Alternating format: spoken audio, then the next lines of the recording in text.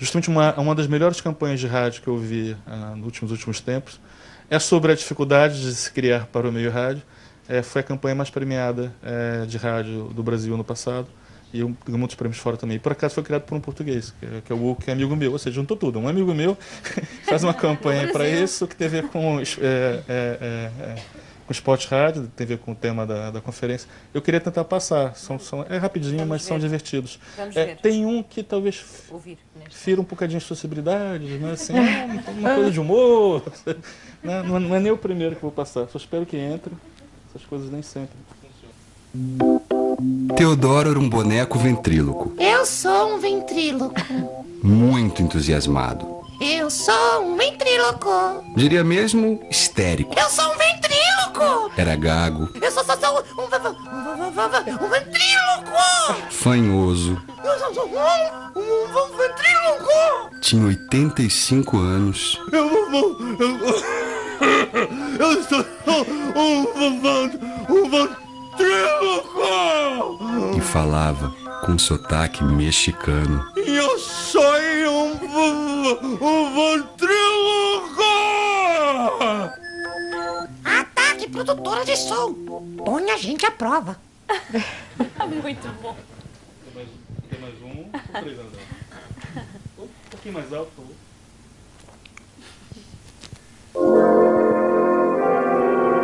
Na minha viagem pela Indonésia, descobri um animal que parecia um monstro. Um monstro maligno. Ele estava sonolento. Gripado. Com soluços.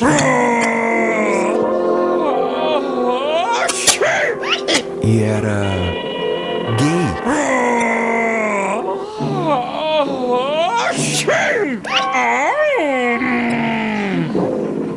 Ataque, produtora de som. Põe a gente à prova, Bi. Teodoro era um boneco ventríloco. Eu sou.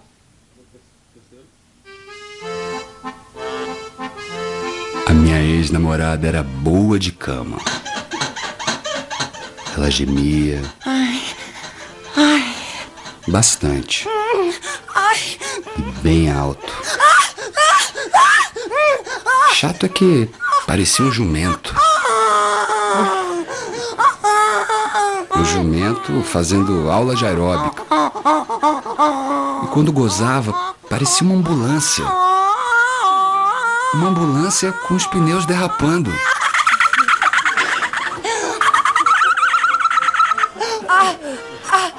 Ataque, produtora de som. Põe a gente à prova. O que é que acha que são os verdadeiros desafios que a rádio tem nos próximos tempos? Independentemente da tecnologia, a rádio é feita por pessoas e para pessoas e, portanto, com a evolução tecnológica, a rádio não pode nunca esquecer-se disso.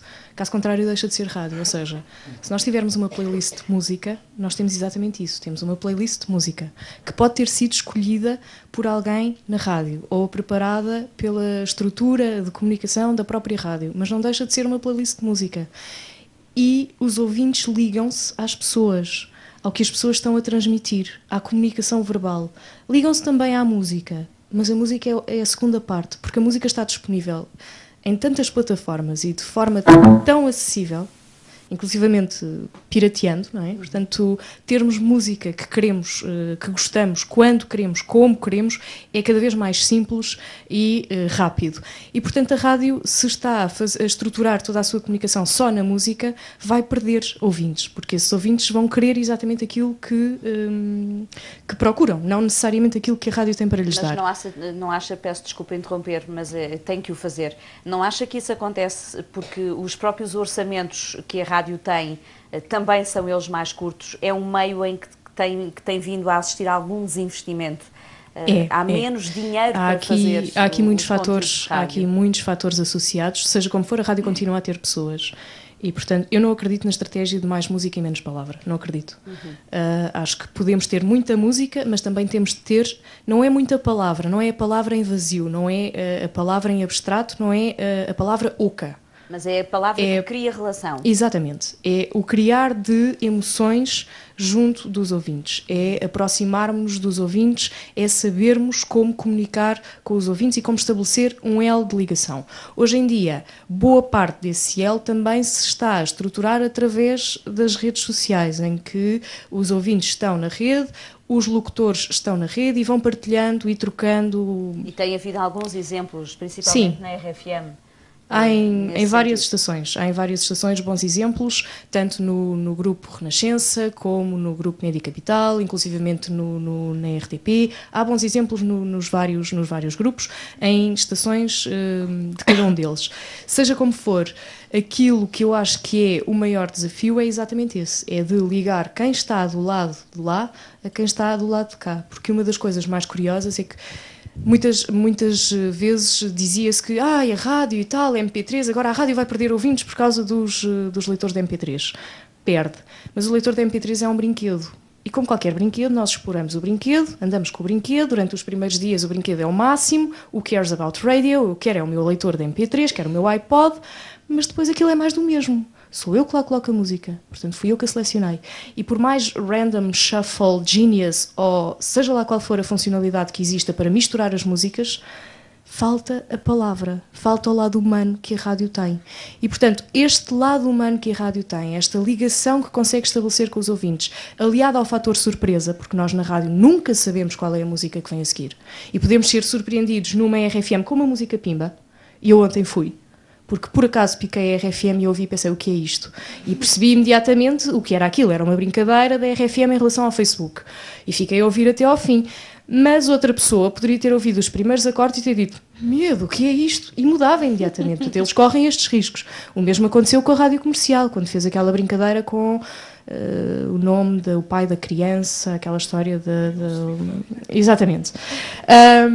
Portanto, são coisas que a rádio faz e bem, faz com que se aproxime dos seus ouvintes, pode assustar outros que estão só de passagem. Mas esses que estão só de passagem também não são os ouvintes e não estão a procurar aquela estação. Exatamente. Se estiver a dar uma música que lhes interessa, são capazes de ficar. Mas depois acabam por sair, porque também na rádio, também a rádio está a viver muito em função da marca. Ou seja, cada estação que aqui está representada é uma marca. Em suma, é preciso continuar a criar relação. Edson. Também através da publicidade. Em suma, desafios para o meio. Não, mas eu diria mais ou menos a mesma coisa que a Paula disse. Não temos som no micro, neste micro. Já não temos tempo, tiraram-nos o som. Mais ou menos isso que é... tá bom isso. Mais ou menos que isso a Paula, mas talvez mudando só um bocadinho talvez as palavras aqui, que é... Eu dou um exemplo concreto, né? Eu gosto muito de redes sociais, especificamente gosto do Facebook. E tenho, ao longo dos últimos 2 anos, feito uma experiência para ver o que acontece se você determinar um conteúdo com um corte crítico especificamente sobre o que você vai mostrar, se é possível criar uma audiência num meio tão dispersível como o Facebook. E descobri que sim, é possível. É um pouco como a Paula está falando com relação à rádio, ou seja... Houve uma época que parecia que era simples, ligava o computador e o robô programava a música e assim de vez em quando alguém entrava e dizia só o nome da música e quando dizia estava ótimo. Não parece que seja esse o caminho lógico. As pessoas têm necessidade de experiências compartilhadas e precisam que alguém, desejam que alguém experimente muito e ele diga para elas aquilo que é bom. Por um lado, estamos a falar de música, né? Ao mesmo tempo, por mais que hajam twitters, por mais que hajam muitas experiências de informação do próprio cidadão, há uma tendência de procurar os meios de informação de qualidade para ver se aquilo é mesmo assim, ver se não há alguma coisa que esteja a mais daquilo que foi dito pelas pessoas, ou se é uma síntese qualificada sobre aquilo que foi dito por todos. Então, essa necessidade do ser humano de viver experiências partilhadas, lideradas por alguém, ou seja, a palavra líder que não tem necessariamente que interferir, que então todos são umas ovelhinhas e que seguem o líder, não, tem a ver com... As pessoas têm muito o que fazer nas suas vidas e gostam que alguém ouça 200 discos e escolha um. e ponha esse para tocar e diga por que ele é bom. Isso vai sempre continuar existindo. Isso não é substituível. Como se dizia no século XX, a rádio faz companhia. E as pessoas precisam cada vez mais de companhia. Isso é uma coisa que é digamos, um nicho inteiramente novo. Ou seja, as pessoas ficam sozinhas ali conversando com o computador, e de vez em quando precisam de alguém que dê um pouco de carinho, de afeto. Rita?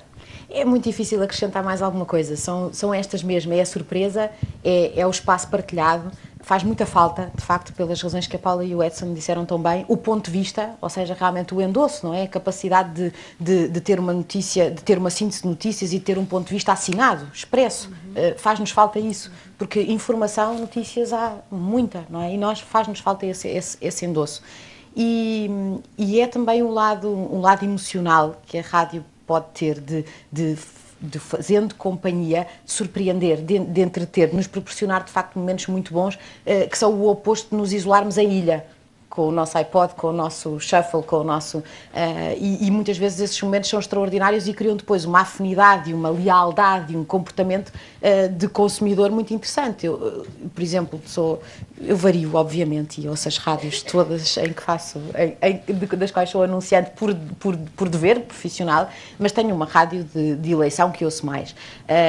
E porquê? Porque ela conseguiu encontrou um truque, e eu faço parte certamente do grande mass market, porque há muitos iguais a mim, não faço parte de um nicho, que gosta de ouvir os disparates do Nuno Marco, dos cromos, e que atinge um dos pontos altos do seu dia, quando ele recorda a Heidi e o dia em que a cadeira da menina, não sei das quantas, Clara, caiu, e o que ele sofreu quando viu a cadeira a cair, e eu devia ter 3 ou 4 anos, e ele consegue abrir em mim exatamente aquela emoção, e eu naquele momento sinto exatamente o que senti no dia em que a cadeira da menina Clara caiu.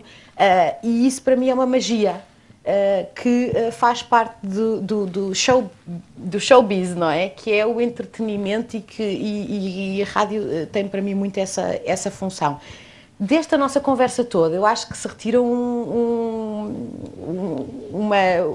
resumo muito interessante, que é, parece que estamos a perceber o que se está a passar, há uma grande convergência na leitura que estamos a fazer do momento, da oportunidade, dos desafios, da preocupação. Não há uma grande diferença, não há uma distância, uma ponte muito grande, muito longe, uma distância muito grande a percorrer entre a perspectiva do publicitário, a perspectiva académica e a perspectiva do anunciante. Obviamente cada um tem o seu ponto de vista por sublinhar os seus constrangimentos atuais e pela sua realidade atual. A minha marca tem características muito particulares e, por isso, há preocupações que não são para mim as principais, mas quando a Paula as refere, eu sou capaz de muito facilmente, como anunciante, me sintonizar nelas e ficar muito atenta, e se calhar até vou pedir aos senhores das rádios e às senhoras das rádios que se sentem comigo a falar mais sobre isto, porque eu posso andar distraída.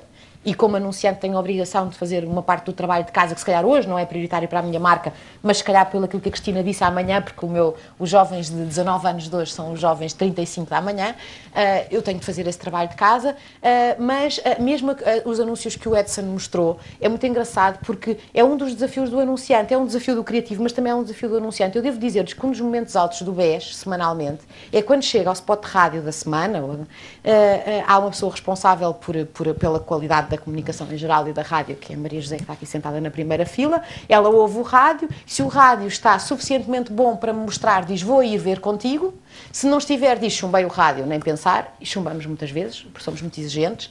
E depois, o trabalho que fazemos é o trabalho que tu mostraste, de dizer assim, o tom não é este, o tom é aquele, afina aqui, faz acolá, há também do lado do cliente um grande envolvimento, pode haver do lado do cliente um grande envolvimento neste trabalho, o que também é muito divertido e muito recompensador, e é por isso que é um dos meios que mais acarinhamos, o que não quer dizer que tenhamos mais orçamento e que possamos desinvestir de outros meios para investir neste, portanto não me entendam mal.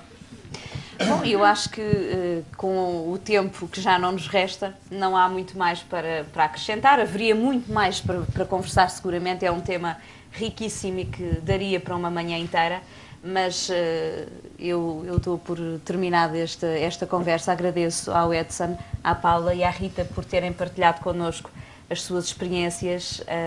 Muito obrigada, Edson, pelos anúncios que nos trouxeste.